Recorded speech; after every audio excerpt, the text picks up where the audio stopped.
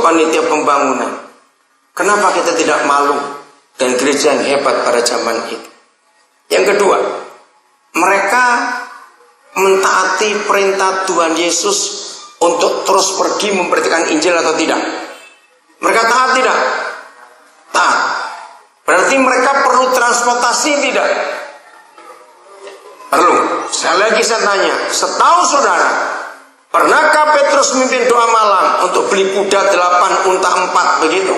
Untuk penginjilan? Siapa jawab? Pernah tidak? Tidak.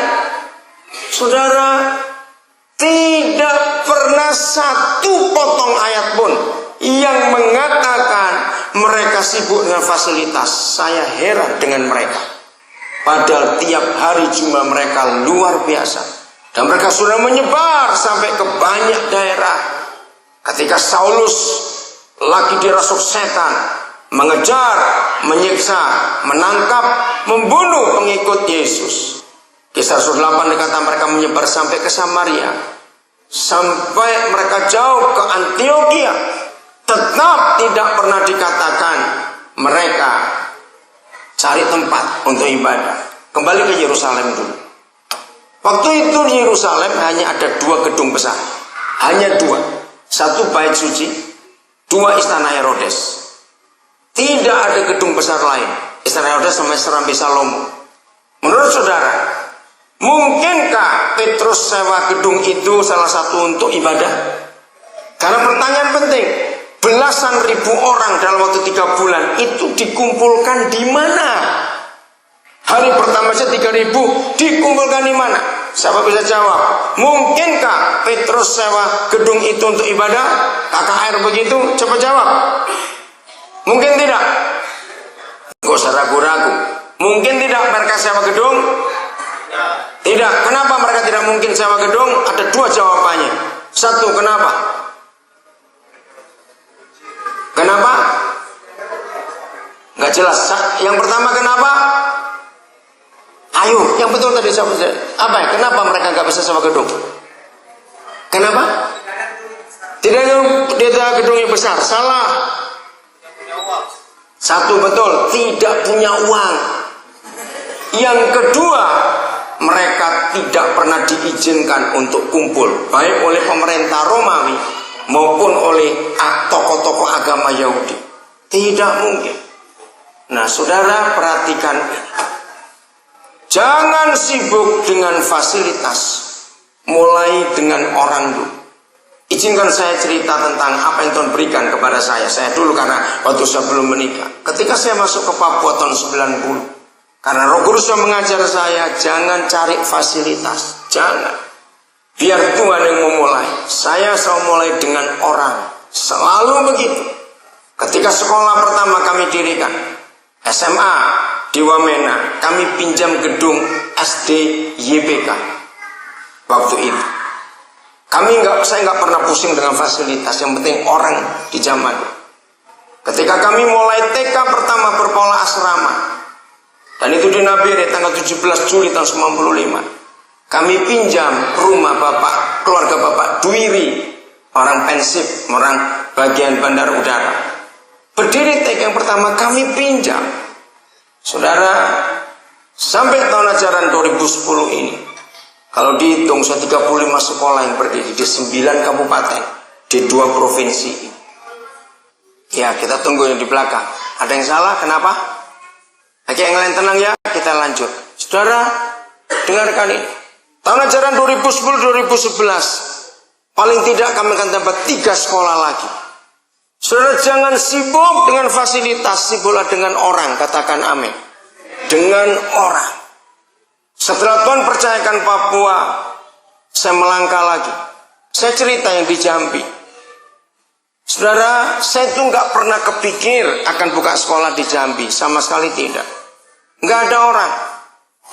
Tapi saya sering ke Jambi. Bukan untuk mikir sekolah.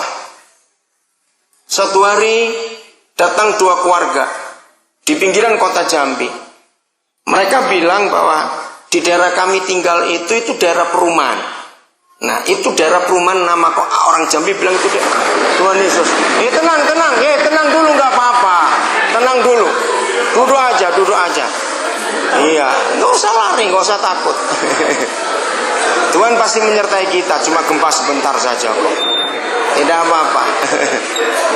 Ya, tenang aja. Tuhan pasti menyertai kita semua. Oke? Iya. Tenang. Percayalah Papa kita baik. Oke ya, Papa kita baik. Cuma gempa sebentar. Terima kasih Papa untuk perlindunganmu. Terima kasih untuk kasih sayangmu buat kami semuanya.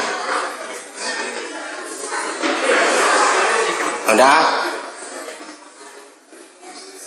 Saudara, setan sudah kalah. Amin. Sejak Yesus bangkit, setan sudah kalah. Kita nggak perlu takut untuk itu. Nah, saya lanjutkan. Jadi gempa itu biasa. Kita di Papua sudah langganan kan gempa, nggak usah takut. Lalu mereka minta sekolah. Saya bingung. Siapa gurunya? Yaitu daerah perumahan Camat namanya, di pinggiran kota Jambi. Saudara, akhirnya saya kenal satu keluarga di sana yang belum jadi tim. Dia bukan orang pesat. Kira-kira kalau buka TK ini mungkin tidak. Ya coba saja. Akhirnya cari lokasi di situ. Ada seorang ibu janda. Dia punya rumah cukup besar. Nah, terus ibu ini dengar bagaimana rencana kami mau buka TK. Saya kenal anaknya dan menantunya di Surabaya, ibu janda ini. Ya udah pakai rumah saya saja. Saya kontrak dengan dia, saya tanya, ibu kasih harga berapa? Udahlah, toh ini untuk anak-anak 5 juta saja. Wih, kok murah sekali? Itu 3 tahun yang lalu, saya bilang terlalu murah ibu. Saya nggak mau memanfaatkan seorang janda. Kasihan, saya takut ada hukum Tuhan. Nggak apa-apa.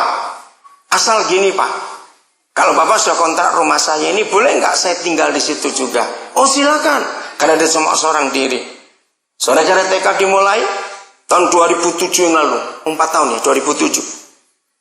Dan ibu itu, janda itu tinggal di situ, dia bantu ngurus anak-anak juga, semuanya jalan baik, saudara. Jalan 3 bulan, ibu itu bilang, Pak beli aja rumah ini. Harusnya nggak punya uang. Nah itu konsep saya nggak pernah sibuk dengan fasilitas asal anak-anak. Dan saudara tahu ini bukan TK Kristen, ini TK nasional. Karena daerah itu bukan daerah Kristen. Jadi sampai hari ini kami nggak pakai nama TK Kristen, tidak. Jadi ada pelajaran agama Islam juga. Dari dinas pemerintah kota menempatkan guru Islam untuk kami, saya terima, tidak apa-apa, silakan. Saya bilang, Bu, nggak mungkin kami beli. Cobalah Pak. Dia maksa, saudara.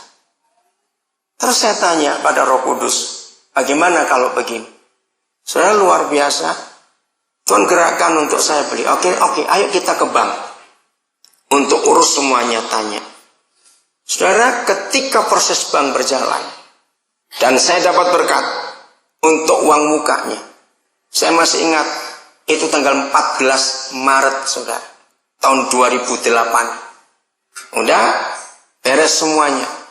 14 April 2008. Ibu ini meninggal mendadak. Saya kaget. Rupanya Tuhan yang gerakkan dia untuk paksa beli. Saudara, ternyata Tuhan itu luar biasa. Saya baru tahu setelah ibu ini meninggal. Kami sudah buat perjanjian di notaris. Ternyata ibu ini punya 11 anak. 1 dari suami yang pertama, 2 dari suami kedua yang tinggal di Jambi itu. Nah, sekarang urusannya ngeri sekali. 11 anak ini berebut karena itu warisan mereka. Yang saya heran, Tuhan itu baik. Kenapa sebulan sebelumnya Rukus gerakkan sehingga dia buat perjanjian itu? Saya bilang kalau saya terlambat sedikit, hilang rumah itu nggak tahu jadi apa. 11 anak kan berebut. Nah, saya nggak cerita masalah itu. Sekarang rumah itu jadi tempat kepala-kepala desa. Dengar ya, kepala-kepala desa dari kabupaten itu, dari suku anak dalam, dari kampung-kampung itu, kalau ke Jambi, mereka tahu itu pos mereka. Nah, 2 minggu lalu saya baru telepon mereka.